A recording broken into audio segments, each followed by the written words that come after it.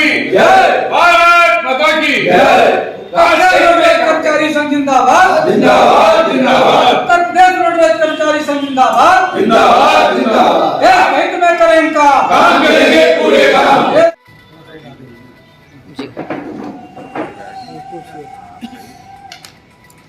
Sir, Uttar Pradesh roadways कर्मचारी संघ ने सरकार से कुछ मांगे रखी है और निजीकरण को लेकर कुछ बातें रखी है। सर, उनके बारे में क्या कहना चाहेंगे? उत्तर प्रदेश रोडवेज कर्मचारी की जो विचारधारा है वह राष्ट्रहित, उद्योग हित और श्रमिक हित है। हमारा 8 और 9 को एक प्रांतीय सम्मेलन माधव सभागार में हुआ था। वहाँ पर सरकार की तरफ से माननीय उप मुख्यमंत्री जी श्री ब्रजेश पाठक जी, परम आदरणीय श्रम मंत्री श्री अनिल राजभर जी आए थे। हमारे 75 जिले और तमाम तहसील और से लगभग 2000 से ऊपर प्रतिनिधि आया था, जिसके समक्ष जो हमने अपनी समस्याएं तथा जो घटनाक्रम चल रहा है उससे अपने बारे में जो शंका उत्पन्न हो रही श्रमिकों को अपनी सुरक्षा को लेकर उसका उनके सामने वर्णन किया था। उस पर सरकार के माननीय उप मुख्यमंत्री जी ने कहा था कि मुख्यमंत्री जी की प्रथम प्राथमिकता में श्रमिक हित और मजदूरों का हित है।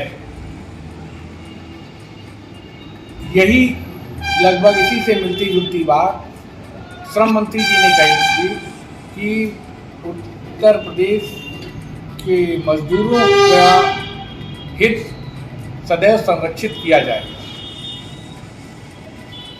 हमारे सारे कार्यकर्ता ने हृदय से माननीय मुख्यमंत्री जी और प्रदेश सरकार को बधाई दी थी और धन्यवाद दिया था उनको आने के लिए, तथा जो उनकी शंका थी उस शंका को दूर करने के लिए ये बात कही थी।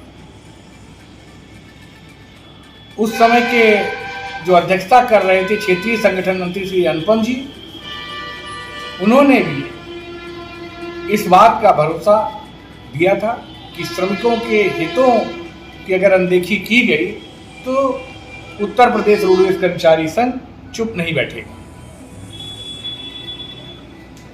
हमने वहां पर जो बसें 5 साल से नहीं खरीदी गई कोरोना काल से, कुप्रबंधन IAS अफसरों की कमी, निर्णय की कमी की वजह से, पैसे की कमी नहीं थी, उसका भी मैं आपके सामने रखूंगा, लेकिन बसें तो पुरानी होंगी तो 5 वर्ष से कोई बस ना खरीदना, 2 साल से 2020 से किराया ना बढ़ाना, परिवहन निगम को निजीकरण की ओर प्रेरित करना, जबकि निजीकरण 2012 से और 2019 तक उत्तर प्रदेश परिवहन निगम एकमात्र देश का निगम था जो कि लाभ में था। 2021 में कोरोना जैसी महाबीमारी आ गई, देश नहीं पूरे विश्व में आर्थिक संकट आ गया। उस कोरोना काल से निकलने के बाद हम 21-22 में पुनः लाभ में आ गए। जीतोड़ मेहनत की, लेकिन जो 31 लाख किलोमीटर हमारी गाड़ियां चली और 9 लाख गाड़ियां, 2300 गाड़ियां अनावश्यक खड़ी कर दी गई, जिससे हम नुकसान की ओर बढ़ने लगे। साथ ही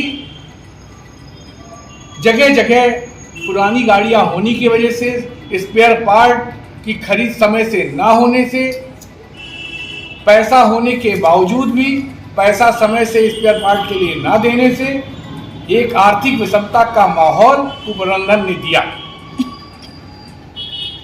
हमने सरकार से मांग की थी, जैसे देश में 7 प्रदेशों में कोरोना के काल के बाद आर्थिक मदद की गई है, पहले भी परिवहन निगम को पूंजी अंशदान के रूप में केंद्र और राज्य सरकार पैसा देती रही। हमने टैक्स की विषमता की बात उठाई थी कि निगम के टैक्स और जो प्राइवेट बसें हैं उसमें 6 गुने का अंतर है। के अधिवेशन के बाद 8 नौ के अधिवेशन के बाद में 15 सूत्री मांग पत्र जो सौंपा गया था निगम प्रबंधन को, निगम प्रबंधन ने उसके ऊपर कोई विचार नहीं किया और न ही कोई उसका हल अभी तक निगम के सामने आया है। बजाय हमारी समस्याओं को हल करने के निगम प्रबंधन की तरफ से, और इसमें चाहे सरकार की साजिश हो या मुझे सरकार को तो मुझे नहीं लगता, मुझे लगता है कुछ सरकार में बैठे हुए कुछ ब्यूरोक्रेट्स जो IAS अफसर जिनको हमारे ऊपर जबरन थोप दिया गया है, वो सरकार को खुश करने की वजह से ये सारी इस तरीके के कार्य कर रहे हैं, क्रियाकलाप कर रहे हैं। परिवहन निगम उत्तर प्रदेश राज्य सड़क परिवहन निगम का हर कर्मचारी विरोध करेगा इसका। उत्तर प्रदेश रोडवेज कर्मचारी संघ ने पिछली बार भी आंदोलन किया था, हमने इस बार भी आंदोलन, लगातार आंदोलन में हम चल रहे हैं। और मैं आपको आपके चैनल के माध्यम से, पूरी मीडिया के माध्यम से बताना चाहता हूं कि उत्तर प्रदेश राज्य सड़क परिवहन निगम का, उत्तर प्रदेश रोडवेज कर्मचारी संघ का हर सिपाही सड़कों पर उतरेगा। सरकार इस 75-25 के अगर अपने आदेश को वापस नहीं लेती है, संविदा कर्मचारियों के हितों की रक्षा नहीं करती है, और 55,000 कर्मचारी नहीं अकेले, इससे जुड़े कम से कम 5 लाख पर ऐसे लोग हैं जो इनसे रोजी रोटी कमा रहे हैं। इनकी अगर रोजी रोटी छीनने का प्रयास ये बैठे हुए कुछ अधिकारी अपने कुत्सित प्रयासों से करेंगे तो परिवहन निगम का हर सिपाही सड़कों पर उतरेगा। इसके लिए जो भी प्रकार की कुर्बानी देनी पड़ेगी, परिवहन निगम का हर कर्मचारी देने के लिए तैयार है। और हम निगम प्रबंधन से 2-2 हाथ को तैयार है। सरकार चाहे हमारे खिलाफ जो कार्रवाई करनी चाहती कर सकती है, हमें गिरफ्तार करे, मैं जेल में भेज दे, जो चाहे करे, हम तैयार है हर कुर्बानी देने को। ये परिवहन निगम हमारी मातृभूमि है, हमारी कर्मभूमि है, इसको बचाने के लिए हमें जो भी कुर्बानी देनी पड़ेगी हम उसको देने के लिए तैयार हैं। रमाकांत सचान, राष्ट्रीय अध्यक्ष भारतीय परिवहन मजदूर महासंघ। आज परिवहन निगम पर चारों ओर से ब्यूरोक्रेट्स द्वारा संकट खड़ा किया जा रहा है। हमारे जो मुख्यमंत्री को गुमराह करने का प्रयास किया जा रहा है। माननीय मुख्यमंत्री द्वारा समय समय पर इस परिवहन निगम की तारीफ करते हुए कर्मचारियों की भी तारीफ की गई है, लेकिन जो ब्यूरोक्रेट्स बैठा है वो योजनाबद्ध ढंग से इस परिवहन निगम को ख़त्म करने का प्रयास कर रहे हैं, क्योंकि इन ब्यूरोक्रेट्स की बसें प्राइवेट में संलग्न होकर चल रही हैं। उसके कारण से तमाम प्रकार से जो है वो समझा बुझा करके और उनको गलत दिशा दे रहे हैं। तो रोडवेज कर्मचारी संघ चूँकि राष्ट्र हित, उद्योग हित में काम करता है, इसलिए माननीय मुख्यमंत्री को सारी चीज़ों को संज्ञान में देने के लिए पत्र दे रहा है। समय समय पर बराबर संघ इस प्रकार की तैयारी करेगा।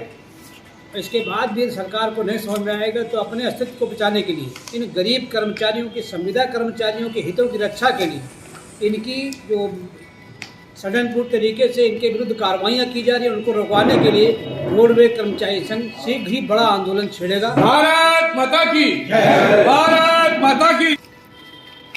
आप सभी मीडिया बंधुओं के माध्यम से 8-9 अक्टूबर 2022 को जो उत्तर प्रदेश रोडवेज कर्मचारी संघ का त्रैवार्षिक प्रांतीय अधिवेशन संपन्न हुआ, उस दौरान सरकार के प्रतिनिधि के रूप में माननीय मुख्यमंत्री जी, माननीय श्रम मंत्री जी, दोनों लोग उपस्थित होकर के समस्त प्रतिनिधियों के समक्ष उन्होंने इस बात के लिए आश्वस्त किया कि परिवहन निगम को पूरी तरह से सुरक्षित रखा जाए, इसके बस बेड़े में वृद्धि की जाएगी। जैसा कि प्रदेश अध्यक्ष राकेश कुमार सिंह जी ने बताया कि 1 सप्ताह के बाद ही